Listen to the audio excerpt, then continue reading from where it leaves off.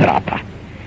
مگر ہم یہ دیکھتے ہیں کہ رسول اکرم سید عالم صلی اللہ تعالی علیہ وسلم کہ دنیاوی اختیارات کیا ہوں گے وہ تو بعد میں دیکھو، دین میں وہ اختیارات ہیں تو قرآن فرماتا ہے ما آتاکم الرسول فخذوہ وما نہاکم عنہ فانتہوا.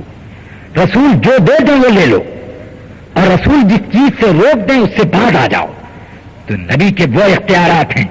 یہ اللہ نے اس طرح سے نہ فرمایا کہ رسول کے روکنے اور رسول کے حکم دینے کا کوئی اعتبار نہیں ہے.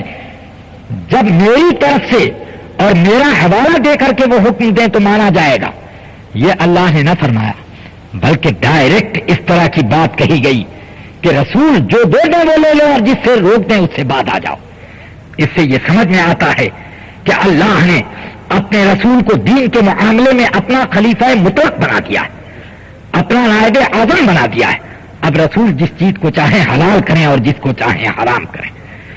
اسی لیے میں دیکھتا ہوں کہ جب رسول اللہ صلی اللہ تعالی علیہ وسلم نے مکے کو فتح کیا تو اس واقعے کی حدیث میں نے بخاری، مسلم اور حدیث کی دوسری کتابوں میں دیکھی کہ میرے آقا نے اعلان کیا کہ اللہ نے مکے کو حرم بنایا ہے، لا یقتلا خلاہا ولا یعتض شجرتھا، کہ یہاں کا کوئی کانٹا بھی نہ توڑا جائے، یہاں کے درخت نہ کاٹے جائیں اور یہاں کی گھاسیں نہ اکھیڑی جائیں. تو حضرت سیدنا عباس ابن عبد المطلب یعنی رسول اکرم صلی اللہ علیہ وسلم کے چچا کھڑے ہو گئے، عرض کرتے ہیں یا رسول اللہ الا الاسخر فانه لبیوتنا ولقبورنا ولصاغتنا. یا رسول اللہ اسخر گھاس کاٹنے کی اجازت دے دی جائے، اس لیے کہ وہ ہمارے گھروں کا چھپر بننے کے کام میں آتی ہے.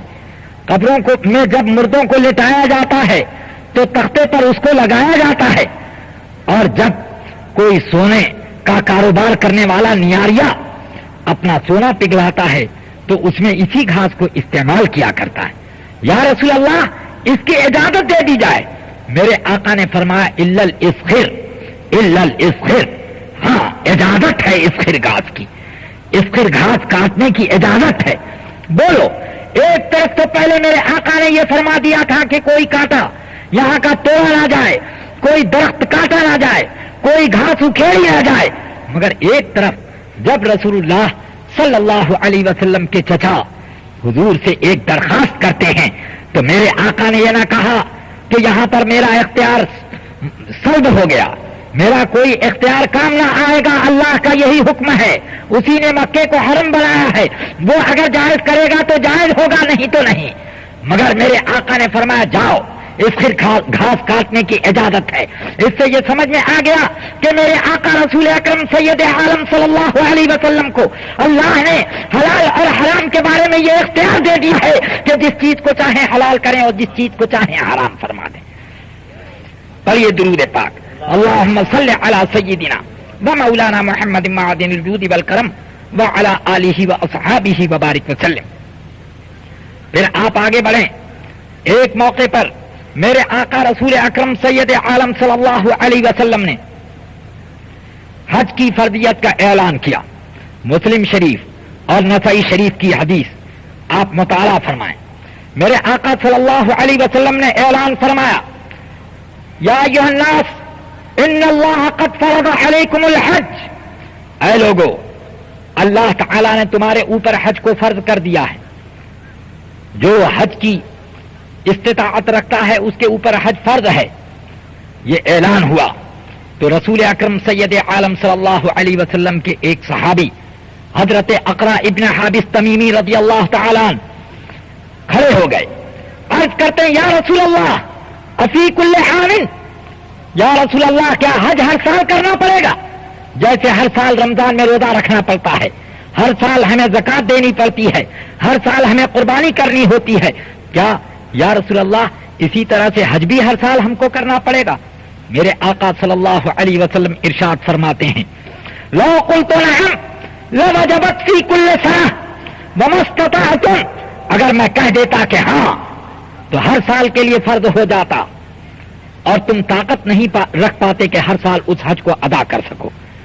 اس سے سمجھ میں آتا ہے کہ میرے آقا ایک طرف تو یہ اعلان کر رہے ہیں کہ اے لوگوں، اللہ نے تمہارے اوپر حج کو فرض کیا ہے، اور دوسری طرف یہ بھی فرما رہے ہیں کہ تم نے ہر سال کی حج کی فرضیت کا سوال کر لیا ہے، تو اگر میں ہاں کہہ دوں تو ہر سال فرض ہو جائے گا. کیا اس کا نتیجہ نکلا؟ نتیجہ یہ نکلا کہ اگرچہ حج کو اللہ نے فرض کیا ہے، مگر اس کی فرضیت کس انداز کی ہوگی؟ ہر سال کے لیے رہے گی یا زندگی کے ایک سال کے لیے رہے گی؟ یہ اختیار پیارے مصطفیٰ کو عطا کر دیا ہے. اس لیے میرے آقا صلی اللہ علیہ وسلم فرماتے ہیں کہ اگر میں کہہ دیتا کہ ہاں تو ہر سال کے لیے فرض ہو جاتا. یہ نہیں فرما رہے ہیں کہ اللہ نے جیسا فرض کیا ویسے ہی فرض رہے گا، اس نے ایک سال کا فرض کیا ہے یا ہر سال کا فرض کیا ہے اس لیے ویسا ہی رہے گا، بلکہ اپنی بات کی طرف اشارہ کر کے یہ بتا رہے ہیں کہ اللہ نے دین کے اس مسئلے میں مجھ کو صاحب اختیار بنایا. اس طرح پر آپ رسول اللہ صلی اللہ تعالی علیہ وسلم کے اختیارات کو دیکھنا چاہیں تو ایک لمبی فہرست نظر آئے گی. میں یہاں اجمالاً چند باتوں کو ذکر کرنا چاہتا ہوں. یہ میں نے 2 حدیثیں آپ کو ذکر کی، آپ سے ذکر کر کے یہ میں نے بتایا کہ ان دونوں حدیثوں میں میرے آقا صلی اللہ علیہ وسلم نے پوری امت کے لیے ایک چھوٹ اپنی طرف سے عطا فرمائی. مگر میں آپ کو یہ بھی بتاؤں کہ رسول اللہ صلی اللہ تعالی علیہ وسلم کو اللہ نے اتنا ہی اختیار نہ دیا تھا کہ جو حکم میں چھوٹ دے دیں یا حکم میں کوئی فرضیت کا حکم لگائیں تو یہ ساری امت کے لیے برابر ہوا کرے گا، بلکہ میرے آقا کو یہ بھی اختیار دیا کہ نبی کو یہ بھی اختیار ہے کہ ایک امتی کے لیے ایک حکم اور دوسروں کے لیے الگ حکم بھی رکھیں. اس شان کی بھی خصوصیت میرے پیارے نبی کو حاصل ہے. اس لیے اللہ تبارک و تعالی نے میرے آقا صلی اللہ تعالی علیہ وسلم کو دین میں اس طرح کا بھی اختیار دیا. چنانچہ حضرت برا ابن عازب رضی اللہ تعالی عنہ کی یہ حدیث میں نے بخاری، مسلم اور سیاہ ستہ کی دیگر کتابوں میں پائی. فرماتے ہیں کہ رسول اکرم صلی اللہ علیہ وسلم نے عید الاضحیٰ کی نماز پڑھ کر خطبہ دیا. خطبے میں فرمایا کہ جن لوگوں نے ہمارے طریقے پر نماز پڑھ کر نماز کے بعد قربانی کی فقط اصاب النسک، تو اس کی قربانی ٹھیک ٹھیک ہو گئی. اور پھر فرمایا کہ جس شخص نے پہلے قربانی کر دی اور بعد میں نماز پڑھی تو فرمایا فإنما هي شاة لحم، وہ گوشت کھانے کی ایک بکری ہوئی قربانی نہ ہو سکی. حضرت سیدنا ابو بردہ ابن نیار رضی اللہ تعالی عنہ اٹھ کر کھڑے ہو گئے. عرض کرتے ہیں یا رسول اللہ، یا رسول اللہ، میں تو یہ سمجھتا تھا کہ آج کھانے پینے کا دن ہے، اللہ کی طرف سے ہم بندوں کی مہمان نوازی کا دن ہے، اس لیے میں نے پہلے ہی اپنی قربانی کر دی اور میں نے اپنے بھوکے پڑوسیوں کو بھی گوشت کھلایا اور گھر اپنے بال بچوں کو بھی کھلایا اور خود بھی کھا کر کے میں آ رہا ہوں نماز پڑھنے کے لیے. میرے آقا صلی اللہ تعالی علیہ وسلم ارشاد فرماتے ہیں تلک شاة لحم، اے ابو بردہ ابن نیار، تمہاری قربانی نہ ہوئی، وہ گوشت کھانے کی ایک بکری ہو گئی. تو وہ عرض کرتے ہیں یا رسول اللہ، اب تو میرے پاس قربانی کے لائق کوئی جانور ہی نہیں ہے. ایک بکری کا 6 مہینے کا بچہ ہے، موٹا اور فربا ہے، مگر یا رسول اللہ صرف 6 مہینے کا بچہ ہے، اب میں کیا کروں؟ رسول اکرم صلی اللہ علیہ وسلم فرماتے ہیں وَحِّ عَنْكَ فَإِنَّمَا تُجْزِئُ عَنْكَ وَلَنْ تُجْزِئَ عَنْ أَحَدٍ بَعْدَكَ، جاؤ اسی کی قربانی تم کر دو، تمہاری قربانی تو اس سے ہو جائے گی اور کوئی دوسرا شخص اس عمر کے جانور سے قربانی کرے تو نہ ہوگی.